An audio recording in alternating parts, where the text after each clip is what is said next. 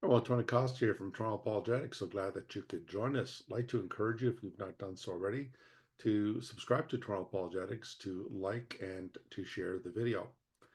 We often hear from Muslims the claim that the Quran is this preserved text, that it's never been changed, that it's the same text that Muslims are reading today, is the very same text that Muhammad received back in the 7th century. And many Muslim imams today, apologists, will make this claim, including Sheikh Uthman. Others, like Dr. Shabir Ali, will readily admit that there are variants in the text of the Quran. But what does the evidence show? Well, when we begin to look at the evidence, we begin to realize that there are real differences between various versions of the Quran.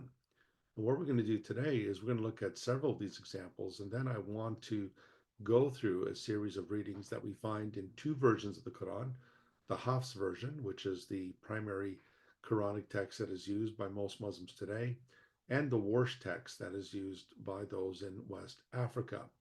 And these are just two among others, many others. So we'll be looking at the Hafs version of the Quran compared with the Warsh version of the Quran. And so, what I'd like to do here at this point is I would like to look at this claim. So here's a quote here from Mazhar Qazi, 130 Evident Miracles in the Quran, pages 42 to 43, where he says, "It is a miracle of the Quran that no change has occurred in a single word, a single letter of the alphabet, a single punctuation mark, or a single diacritical mark in the text of the Quran during the last 14 centuries." Close quote. That's quite a tall order, a tall claim, to be honest. The idea that is being communicated here is that there has been no change at all in the text of the Quran. Notice it mentions not a single word has been changed, not a single letter of the alphabet, and even mentions a single punctuation mark or a single diacritical mark, even though those diacritical marks did not appear in the oldest manuscripts of the Quran. Those diacritical marks, the vowel pointings, come later. They are added later. And so this claim here is a very common claim that we hear Muslims make. But when we dig deeper into these claims, we find that there are some serious differences. Now, in a previous video, I did refer to Quran, Surah 37, verse 12. In the Hafs version, you have this statement here that Allah says to Muhammad, "But you," that is Muhammad, "you wonder while they mock." In other words, Muhammad wonders at the mocking of the unbelievers when Muhammad comes and gives the message of the Quran. So this is the Hafs version. This is the standard version, if you will, the version, the majority text version, if you will, that is used by most Muslims around the world. And it has been pretty much the standard normative version since 1924, when it was standardized by Al Azhar University in Cairo, Egypt. So here in this verse, chapter 37, verse 12 of the Quran, the Hafs version says, "But you, Muhammad, you wonder while they mock." But then when we look at other versions, like the Khalaf version, in that Khalaf version, and the Arabic word here, by the way, is ajabta, you wonder. But when we look at the Khalaf version of the same surah and verse, you'll notice that the pronoun goes from the second person singular to the first person singular. But I wonder while they mock. So this would be Allah. Allah is wondering while the unbelievers are mocking, which makes this a very difficult reading, because why would Allah wonder or be in awe of the fact that the unbelievers are mocking, since God is supposed to know everything? So here you see a very difficult reading. Of course, this reading here from the Haas version is much more softer, if you will. It is much more tame, because the person here is Muhammad, whereas in the Khalaf version it's Allah. And then when you look at the Abu al Harith version of the Quran, you find the same thing. But I wonder while they mock. Ejeptu is the Arabic word there, I wonder. And then again, if you go on to the Al Dudi version from Surah 37, verse 12 of the Quran, once again, but I wonder while they mock. It's the same first person singular, jeptu. So notice here that all of these Quranic versions, it's Allah speaking in the first person who is wondering at the mocking of the Quraysh, the unbelieving Arabs. And of course, the Hafs version smooths that over by saying, well, Muhammad wondered. And you would expect that a human being wonders at the lack of belief or marvels at the lack of belief.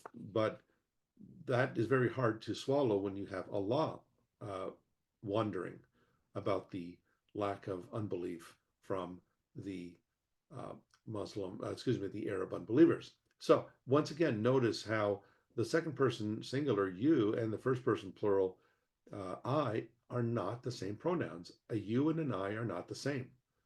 And so the difference between a jepta and a jepto. And again, you'll notice the other versions of the Quran have a jepto. I wonder. I wonder. Now, when we look at the Hafs Quran and the Warsh Quran, as I mentioned earlier, the Hafs Quran comes to us from Cairo, Egypt, and it's become pretty much the standard normative version of the Quran for the Muslim world. And the Warsh Quran is mainly used by Muslims in West Africa. These are only two. I already mentioned the Khalifa version, the Al Dudi version, and so on. Now, a lot of Muslims will say, "Oh, no, no, no! It's these are just the Akhruf and Kirat. These are just different readings," as if to say there's different ways to read it. Well, if the text is the same as we keep hearing, that it's a homogeneous text, that it's the same text, how can you read it differently? Which one of the Ahruf is the original Quran that Muhammad received by the dictation of Gabriel? So here in Surah 21, verse 4, on the left side you have the Hafs, on the right side you have the Warsh. And here you will see on the left side, the Hafs version has, he said, Kala, my Lord knows. So he said, that is the third person singular. And the word kala there is in the perfect tense, and Muhammad there is the subject of that word. But notice on the right side in the Warsh Quran, it doesn't say kala, it says kul. Now, you don't have to know Arabic to see that these are not exactly the same letterings. You could see that by just looking at them, that you don't have the same lettering. And you will also notice there's different accent marks. But we were told that there has been no changes, not even in the accent marks, not even the diacritical marks, not even in punctuation. But clearly you can see there's a difference. So the Warsh Quran has kul, which is an imperative, say, my Lord knows. And so the imperative there is has Muhammad, not Muhammad as the subject, but in this case it's Allah. Allah is the subject, and he's the one commanding Muhammad to say, "My Lord knows." Whereas in the Hafs Quran, you'll notice it is Muhammad in the third person singular. He said, "Kala, my Lord knows." But the Warsh does not say that. The Warsh does not have Muhammad as the subject of the statement. It has Allah commanding Muhammad. It's Allah who's speaking and commanding Muhammad to say, "Cool, my Lord knows." Here's another example. Again, the Hafs Quran on the left side and the Warsh Quran on the right side. And here you will notice there's a difference again in pronouns. So on the left side there in the Hafs Quran, it's Surah 2, verse 140. In the Warsh Quran, it's Surah 2, verse 139. But it's the same passage. So in the Hafs, you have takuluna, takuluna, which means you, second person plural, you say. Okay? So the first one on the left side is you have there the second person plural, you say, whereas in the Warsh Quran, you have yakuluna, not takuluna, you say, but yakuluna, they say.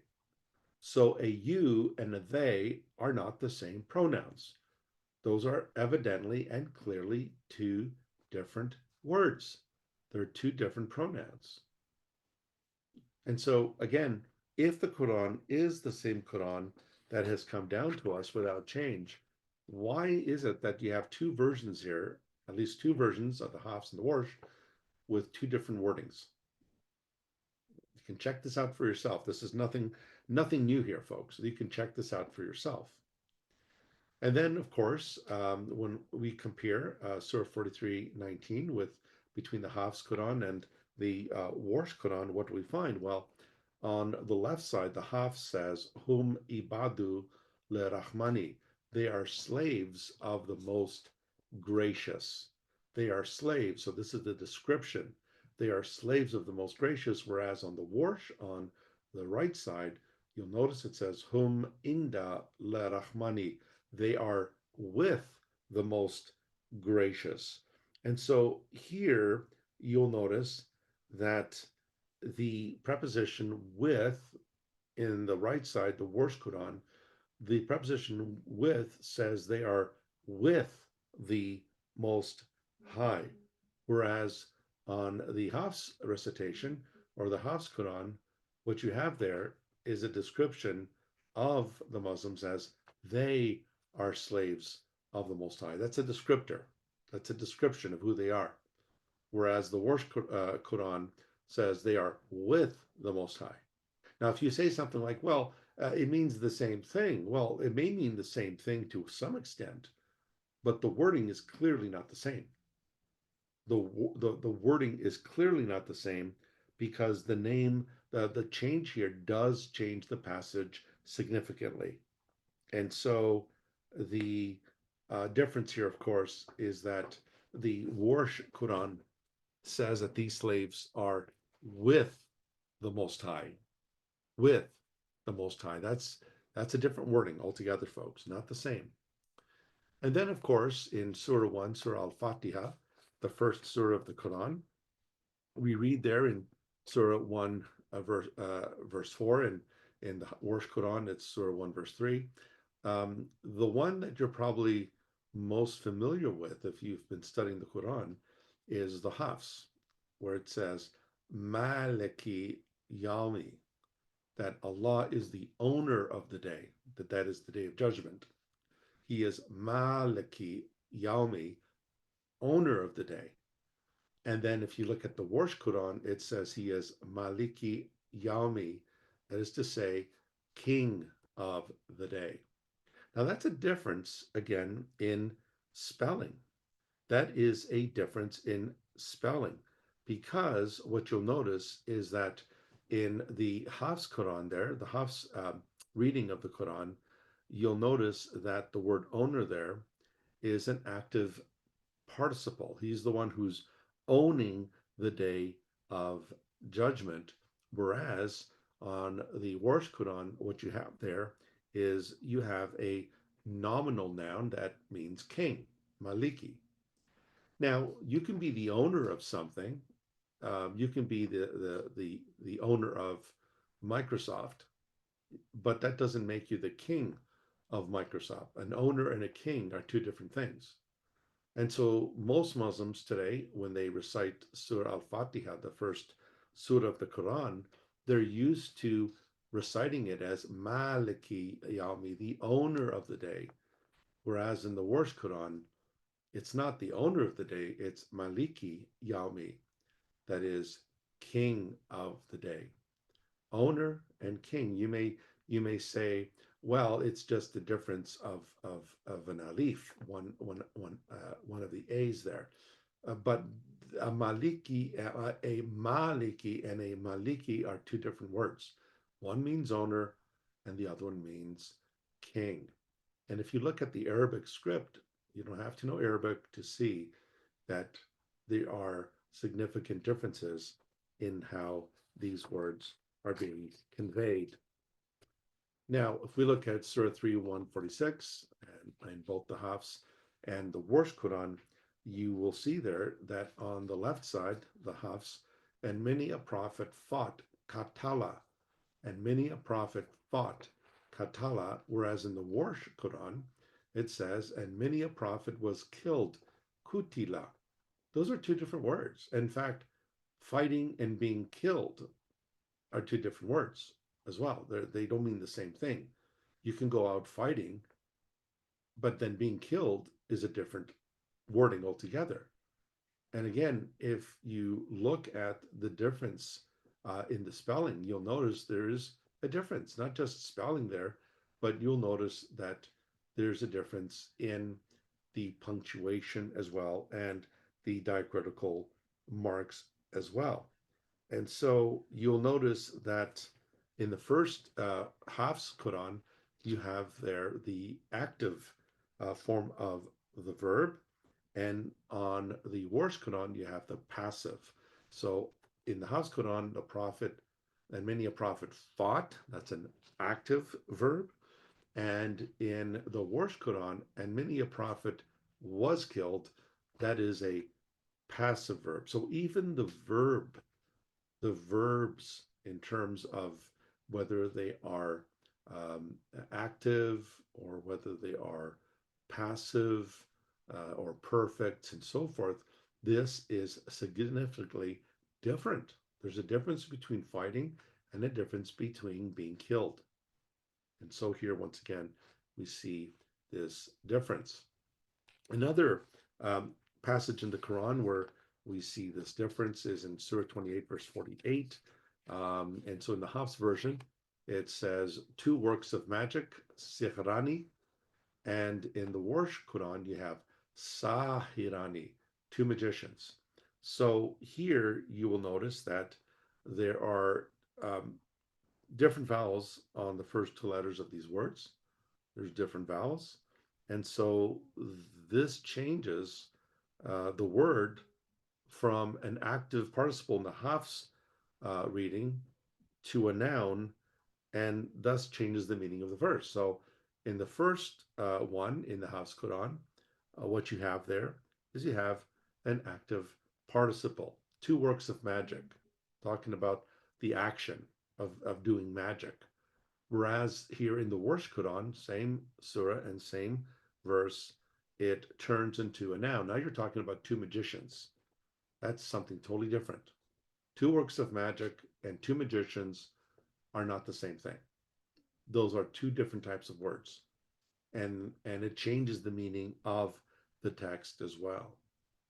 So these are just some sample examples that we have been looking at in terms of the Quran, and the just looking at two versions of the Quran, the Hafs and the Warsh. All of that to say, folks, that we have the documentary evidence to demonstrate that no, the Quran has not been preserved word for word, punctuation to the very dot, and so forth. What we have seen in just a just an assortment here of Quranic passages is that there are indeed significant differences. The meaning of the passages change altogether, and so you've got different pronouns. You have different verbal forms being active, passive, and so on. Perfect. That changes the meaning of the text. And so when we keep hearing this canard, this repetitive canard that the Quran has always been the same, has never been changed. When you keep saying that, you know the old saying, methinks he protesteth too much. And so, folks, all this to demonstrate that while our Muslim friends condemn the Bible, claiming it's been corrupted and so forth, and Christians have known for 400 years that there are textual differences in the manuscripts, we've never hidden that. We've never hidden that. We're not ashamed of that, to admit the truth and to admit the evidence and why they got in there. But when Muslims make this claim of the Quran's ultimate preservation, they're doing this. They're doing this to browbeat Christians and to argue that the Quran, unlike the Bible they claim, they say that the Quran is perfectly preserved. That statement can no longer stand. Based on the evidence, the documentary evidence, the textual evidence we have, that claim can no longer stand. I'd like to thank everyone again for joining us and ask you to like and share the video. and become a subscriber. Very easy to do. So I want to recommend my book that just has come out a couple of months ago, No King But Christ, The Collapse and Secular World, The Collapse and Bankruptcy of Secular Worldviews. It is now available on Amazon. I will place a description for that a link to that rather in the description box. And also, if you are interested, if anyone's interested in supporting Toronto Apologetics, there will be a link to my Patreon account there in the description box as well. And if you like this ministry and you want to support it, then by all means, we invite you and encourage you to do so. Thanks again, everyone, for joining us. Take care, and we will talk to you later. God bless. Bye for now.